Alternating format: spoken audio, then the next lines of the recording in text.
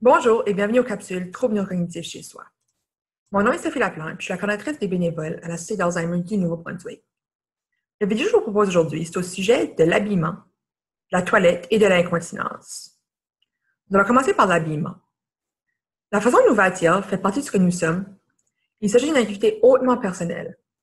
De plus, nous avons l'habitude de faire par nous-mêmes et de décider ce que nous porterons.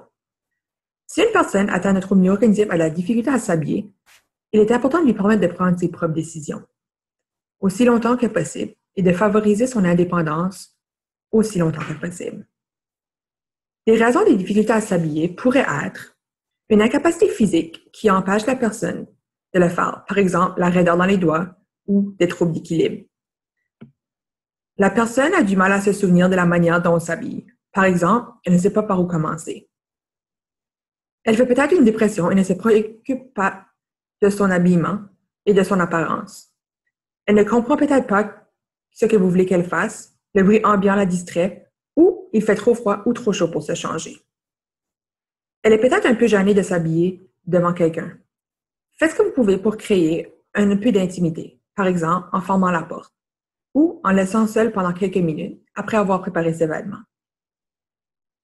Quelques conseils pour faciliter l'habillage sont: toutes les fois qu'il est possible de le faire, permettez à la personne de choisir les vêtements qu'elle veut porter cette journée-là. Pour faciliter la décision, limitez le nombre de choix que vous lui présentez. Préparez les vêtements dans l'ordre où elle devra les mettre. Videz un peu sa garde-robe. La vue de trop vêtements peut créer de la confusion. Collez sur les tiroirs des étiquettes ou des images qui décrivent le contenu. Pour certaines personnes, il serait utile de regrouper les articles de même couleur que l'on porte ensemble. Suspendez les cravates, ceintures ou autres accessoires avec un support à chemise, robe ou pantalon assorti. Si la personne fait une erreur, faites-lui remarquer avec tact ou trouvez une façon d'en rire à tous les deux. Ne vous en faites pas si elle choisit des vêtements plus ou moins bien assortis.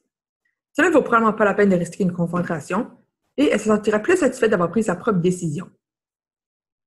À long terme, vous voulez que la personne soit fière de son apparence. L'habillage peut prendre beaucoup de temps, particulièrement si elle en occupe presque entièrement toute seule. Prévoyez assez de temps pour lui donner l'impression qu'elle ne doit pas se presser. Confort et la facilité de l'habillement. Choisissez des vêtements faciles à porter et à entretenir. Les fermetures éclairées et les velcro sont plus faciles à manipuler que les boutons. Les jupes et les pantalons avec bande élastique sont plus faciles à enfiler. Les tissus extensibles et doux sont souvent les plus confortables. Ils ne devraient pas être trop serrés. Pour les femmes, un soutien-gorge qui se ferme à l'avant pourrait être plus facile à mettre. Pour les hommes, un caleçon boxer peut être plus facile à enfiler qu'un sous-vêtement ajusté. Les pantoufles sont confortables, mais n'offrent pas suffisamment de support pour être portées en tout temps. Pour ce qui est du magasinage de vêtements, si possible, faites participer la personne atteinte d'un trouble neurocognitif à l'achat de ses vêtements. Si vous le faites à sa place, prenez souvent ses mesurations. Ça se peut que la personne ait engraissé ou maigré.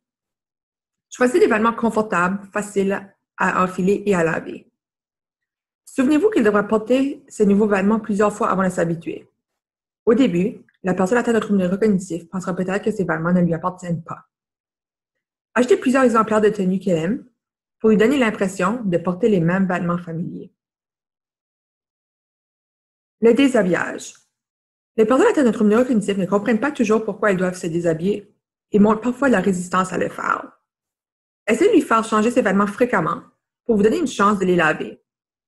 Profitez de l'heure du bain pour lui faire enfiler de nouveaux vêtements.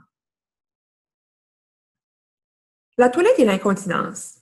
Les troubles neurocognitifs affectent tout aspect de la vie quotidienne, y compris les contrôles sur l'évacuation de l'urine ou des matières fécales, l'incontinence. Pour plusieurs d'entre nous, il peut s'agir d'un sujet délicat ou pénible, parce qu'il est difficile d'accepter de l'aide dans un domaine si intime de notre vie, particulièrement par un être cher. Voici quelques conseils pour réduire les accidents. Dans certaines situations, il est possible de prévenir les pertes de contrôle de vessie ou des intestins. Afin d'éviter les accidents, essayez d'adapter les stratégies suivantes à votre propre situation. Voici quelques problèmes courants. Y a-t-il une perte d'urine quand la personne éternue, tousse ou rit? La personne prend-elle des médicaments qui pourraient contribuer au besoin d'aller aux toilettes fréquemment? Si oui, Prenez rendez-vous avec les médecins pour procéder à une évaluation médicale complète afin de revoir la médication et d'exclure la possibilité d'une maladie traitable.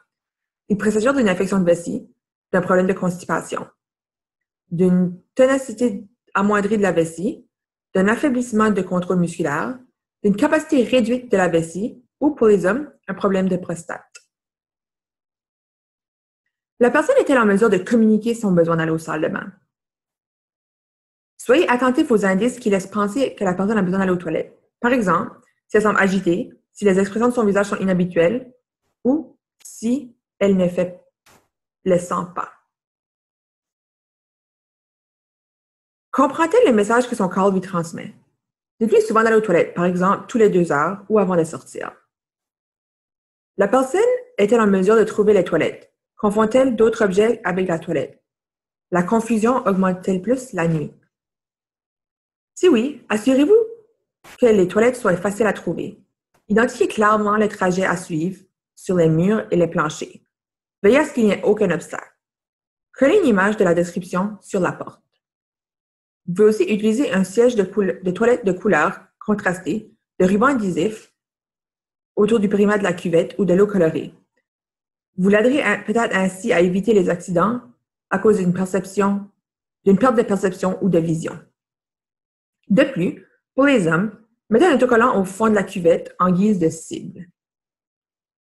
Mettez des couvercles sur les corbeilles à papier ou tout autre contenant que la personne pourrait confondre avec les toilettes. Retirez la serrure de la porte si la personne n'est pas en mesure de la déverrouiller sans aide. Assurez-vous d'un bon éclairage de la présence de veilleuses dans la salle de bain et dans les corridors. Et transformez les lieux de manière à pouvoir aider votre proche le plus possible. La personne a-t-elle de la difficulté à se lever de son lit ou de sa chaise? Pour l'aider à s'asseoir et à se relever, installez des barres de soutien près des toilettes, de son lit ou de sa chaise, un siège de toilette surélevé. Est-elle capable de se déshabiller à temps?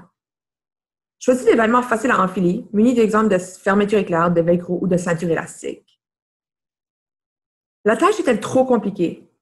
Peut-elle franchir toutes les étapes nécessaires, trouver la toilette, basser son pantalon, etc.? Amenez la personne près des toilettes avant de l'aider à se déshabiller. Donnez-lui un signal qu'il est temps de commencer en faisant couler de l'eau du robinet, par exemple, ou en lui montrant quoi faire. Donnez-lui du papier hygiénique. Vous allez peut-être devoir commencer à l'aider. Il sera peut-être plus facile d'utiliser des lingettes que du papier hygiénique, si vous devez l'essuyer vous-même.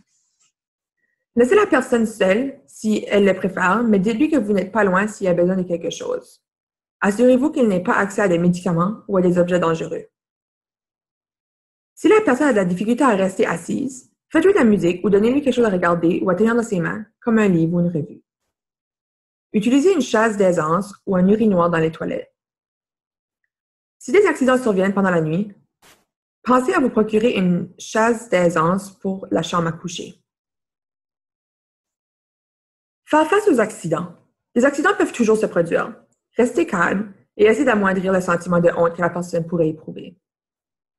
Gardez la personne aussi propre au sec. Si les accidents persistent, des sous-vêtements jetables, des protège-dessous pour les femmes et des draps protecteurs pourraient être utilisés. Utilisez-les seulement au besoin et, même si la personne porte une protection, continuez de l'amener régulièrement aux toilettes.